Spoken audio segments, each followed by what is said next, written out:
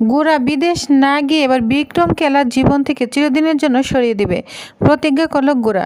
হ্যাঁ প্রিভার 70 দেখা যাবে। সম্পূর্ণ জানতে পেতে একটি লাইক দিয়ে চ্যানেলটি সাবস্ক্রাইব করে পুরো ভিডিওটি দেখতে থাকুন।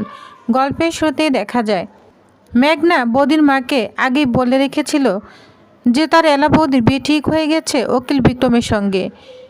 সে ঘটনাটা জানলার ফাঁক দিয়ে দেখছে বৌদির মা। সে বলছে ও মাগুমা, মানে এই ঘটনাই সত্যি, মেঘনা যা বলেছিল। তখনই বৌদির মা কল্পনা করতে থাকে মেঘনা কী বলেছিল। বৌদির মা বলছে যে দামি গাড়ি পাড়ায় কে নিয়ে এসেছে? তাহলে কি এলার শ্বশুরবাড়ির লোক চলে এসেছে? আগেও তো এই গাড়ি তারে নিয়ে এসেছিল। তাহলে কি তাদের বৌমাকে ফেরতে এসেছে?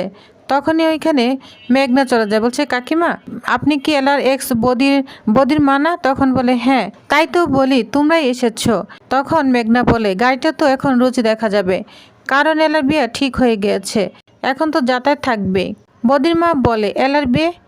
এই তো কয়েকদিন আগে ওর বিয়ে হয়েছিল, আর এখন শুনছি আবার বিয়ে হবে। মেঘনা তখন বলে হ্যাঁ, দাদাভাইয়ের সাথে তো এলা বদির ডিভোর্স হয়ে গিয়েছে, এখন সে আরেকজনকে বিয়ে করছে। ও আপনি জানতেন না? না ঠিক আছে ছড়ি, কাউকে না বলবেন না প্লিজ। এটা বলে মেঘনা এখান থেকে চলে যায়। তখন বদির মা বলে কি ডিভোর্স না হতে হতে আবার ওই উকিল ছেলেটার সঙ্গে বিয়ে? যাই আমাকে পাড়া বলতেই হবে।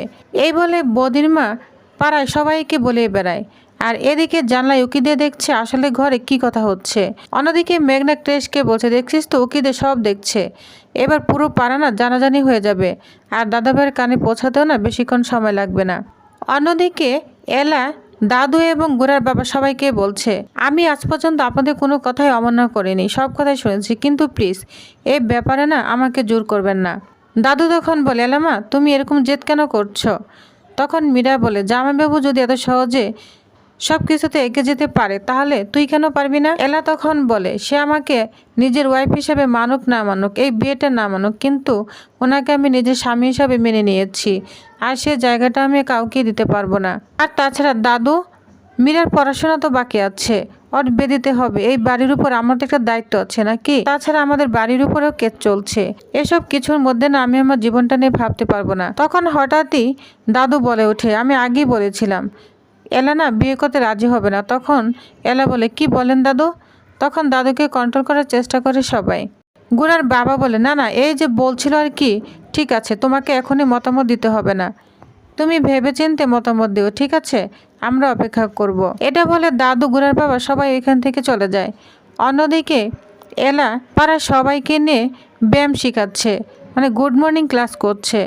সবাই তার সঙ্গে খুব সুন্দর হাসি মুখে ব্যায়াম শিখছে, যা আড়াল থেকে দেখছে গোরা বলছে এলা আমি আজকে না আপনার জীবন থেকে চিরদিনের জন্য অনেক দূরে চলে যাচ্ছি, তাই শেষবারের মতো আপনার হাসি মুখটা আমি দেখতে এসেছি।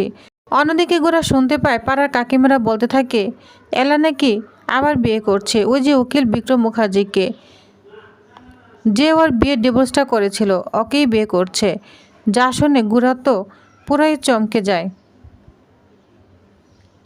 গোরা তখন বলে এলা সত্যি বিক্রমকে বিয়ে করছে? তার মানে সব কিছু আগে থেকে প্ল্যান ছিল।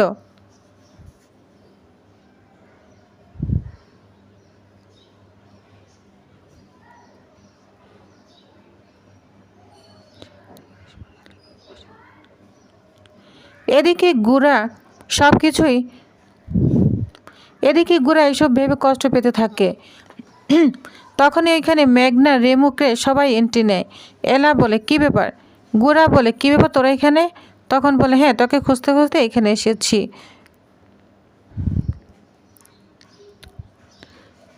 মেঘনা বলে বেঞ্চিং মানে কি জানিস? মানে হলো কাউকে পাশে রেখে আরেকটা অপশন তৈরি করে রাখা। তাহলে কি এলাও কারো জীবনের সাথে এভাবে খেলছে, নাকি এর পেছনে আরও বড় কোনো রহস্য? এটা ভাবতে থাকে গোরা তখন বলে কি ব্যাপার, ওনার চরিত্র এমন কেন? ডিভোর্স না হতে হতে আরেকজনকে বিয়ে করে নেবে? না আমার তো ঠিক মনে হচ্ছে না, এলা তো কিছুতে এরকম হতে পারে না। কিন্তু মেঘনা ক্রেশ রিমু তাকে বারবার উস্কাতে থাকে। এদিকে মনে মনে জ্বলতে থাকে গোরা ভাবতে থাকে না এই বিক্রমের কিছু একটা আমাকে শাস্তি করতেই হবে। এইভাবে গোরা এবং সবাই মিলে এলাদের বাড়িতে চলে যায়। এলার মাকে গিয়ে বলে কি ব্যাপার, আপনারা কেন এলাকে বিয়ে দিচ্ছেন ওই বিক্রমের সঙ্গে? বিক্রমের কোনো কিছুই তো আপনারা জানেন না। তাহলে? তখন এলার মা বলে, শোনো, আমরা বিয়ে ঠিক করেছি, বিক্রমের সঙ্গে আর বিয়ে হবে, আর এতে তোমার কি বলার আছে? তুমি তো আমার মেয়েকে বিয়ে করে এনে একদিনও শান্তি দাওনি, তাহলে ওই বিক্রমের সঙ্গে বিয়ে দিব। গুড়া তখন বলে, শুনুন, সব কিছু জেনে বুঝে বিয়ে দিতে হবে, আমি ওনার ভালো চাই। তখনই এলা এখানে চলে আসে। এলা বলে, শুনুন মিস্টার সেন, আপনি এখানে কেন এসেছেন? আমার ভালো চাও না আপনার লাগবে না, বুঝতে পেরেছেন? আপনি আমাকে ডিভোর্স দিয়ে দিয়েছেন, অতএব আমাকে নিয়ে ভালো মন্দ আর কোনো আপনার বিচার করার কোনো জায়গা নেই, বুঝতে পেরেছেন?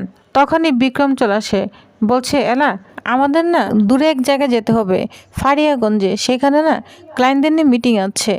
যা শুনে গুড়া তো অবাক হয়ে যায়, বলছে, বিক্রমের সঙ্গে এত দূর চলে যাবে? ফারিয়াগঞ্জ, তার মানে ফারিয়াগঞ্জে চলে যাবে? তখন রিমু এবং ক্রেশ তা খুশকাতে থাকে, বলছে, দাদা ভাই, জায়গাটা কিন্তু আসলেই ফাঁকা, আর বৌদি ভাইও কিন্তু একা, বুঝতে পেরেছিস? যদি কোনো কিছু ভুল হয়ে যায়। তখন গোরা বলে, এলা এরকম, ওনার চরিত্র এরকম হয়ে গিয়েছে, চিনে না জানে না ওই লোকটার সঙ্গে এত দূর চলে যাবে। তখন গোরা এখান থেকে রাগান্বিত হয়ে চলে যায়। এদিকে বাড়িতে এসে নেহা ধরে, কিন্তু গোরা কিছুতেই নেহাকে বিয়ে করবে না, সে লন্ডন চলে যাবে। নেহা তখন বলে, আমাদের এই বিয়েটা শুধু ইচ্ছা অনিচ্ছার ব্যাপার নয়, এই দুইটা ফ্যামিলি রেপুটেশনের প্রশ্ন রয়েছে। শহরে বড় বড় লোকদের ইনভেন্টেশন হয়ে গিয়েছে, সোশ্যাল মিডিয়া সবাই জেনে গিয়েছে। আর মাত্র 4 দিন পর আমার বিয়ে, আর এই মুহূর্তে তুমি লন্ডন চলে যাবে? তখন নালিয়া বলে, দাদা ভাই, তুই সত্যি নেহাকে এখানে রেখে লন্ডন যেতে পারবি? তুই এতটা সেলফিশ হতে পারলি কিভাবে? ওর লাইফটা তো পুরো নষ্ট হয়ে যাবে, প্লিজ দাদা ভাই, তুই যাস না। ঐশী মনে মনে ভাবতে থাকে, না না, দিদিভাইকে না আর এই বাড়িতে আসতে দেওয়া যাবে না, নেহার সঙ্গে দাদা ভাইয়ের বিয়েটাই হতে হবে। কারণ দিদি যদি এই বাড়ি বউ হয়ে আবার আসে, তাহলে তো আমার লাইফটাই এবার শেষ হয়ে যাবে। যেভাবেই হোক এই বিয়েটা আমাকে আটকাতেই হবে, আর এটা কাউকে বুঝতে দেওয়া যাবে না। এদিকে নেহা গোরাকে বলছে, আচ্ছা, অন্ততপক্ষে আমরা এঙ্গেজমেন্টটা সেরে ফেলি, কেন এরকম করছো গোরা? তখন গোরা বলে, শোনো, এগুলো কিচ্ছু হবে না, আমি কোনো বিয়ে শাদী এঙ্গেজমেন্ট কিচ্ছু করব না, আমি লন্ডন চলে যাব। নেহা গোরাকে কিছুতেই বোঝাতে পারে না। নেহা তখন বলে, গোরা, তুমি বুঝতে পারছো, তুমি আমাকে বিয়ে করতে অস্বীকার করলে আমার অবস্থা কি হবে? একবারও তুমি আমারটা ভাবছো না। ঠাম্মি তখন চলে আসে। ঠাম্মি বলে, দাদু ভাই, তুমি শেষ পর্যন্ত ঠাম্মির কথাটাও রাখলে না। তখনই ওইখানে গুড়ার কাকা চলে আসে, বলছে, কি বলছো মা?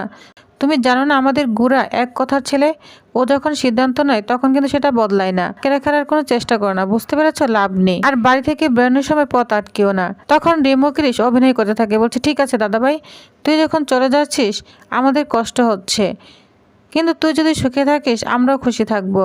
এই বলে গুড়াকে জড়িয়ে ধরে কান্নার অভিনয় করতে থাকে। তখন গুড়ার মা গুড়ার সামনে চলে আসে, বলছে, গুড়া, তুই সত্যি চলে যাচ্ছিস আমাদের সবাইকে ছেড়ে? না না, তোকে আমি বাধা দিচ্ছি না, তুই যদি দূরে গিয়ে ভালো থাকিস, এলার স্মৃতিগুলো যদি মুছে ফেলতে পারিস, তাহলে তোর জন্য এবং এলার জন্য, দুজনের জন্যই ভালো হবে, আমি বাধা দিব না। এই বলে কান্না করতে থাকে। এদিকে গুড়া তখন এলার কথাই ভাবছে। এলা এবং বিক্রমের একসঙ্গে ঘনিষ্ঠতা দেখে মনে মনে খুব জ্বলতে থাকে। আর তখনই বলে ওঠেন, না, আমি লন্ডন যাব না।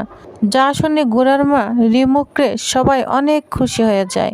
এদিকে দেখা যায় এলা এবং বিক্রম সেই ফারিগঞ্জের দিকে রওনা দিয়েছে। দুজনে কথা বলছে। বিক্রম বলছে, জানেন, ভালোবাসার মানুষ না আসলে মন ভেঙে দেয়, কিন্তু আমার মনে হয় আপনার জীবনে ভালোবাসা আছে। এলা বলে, কি বলছেন আপনি? জানেন তো এলা, আমি অনেকদিন ধরে একটা কথা বলতে চাচ্ছিলাম, কিন্তু সাহস হয়ে উঠছে না। এলা বলে, কি বলুন না। কিন্তু বিক্রম আর বলে উঠতে পারে না। তখনই দেখা যায় গাড়ির সামনে কিছু লোক দাঁড়িয়ে আছে। তখন ভয় পেয়ে যায় এলা, বলছে, বিক্রম বাবু দেখেন, কে যেন দাঁড়িয়ে আছে গাড়ির সামনে। যা দেখে বিক্রমও অবাক হয়ে যায়। তো টিউবিয়ার্স, তাহলে আপনাদের কি মনে হয় এলা এবং বিক্রমের সামনে, গাড়ির সামনে কে দাঁড়িয়ে আছে? গুন্ডা নাকি গুড়াই হবে? তো আপনাদের কি মনে হয় অবশ্যই জানাবেন। নেক্সট আকর্ষণ আপডেটে আরও কী হতে চলেছে তো জানতে অবশ্যই আমার সাথেই থাকুন। ধন্যবাদ।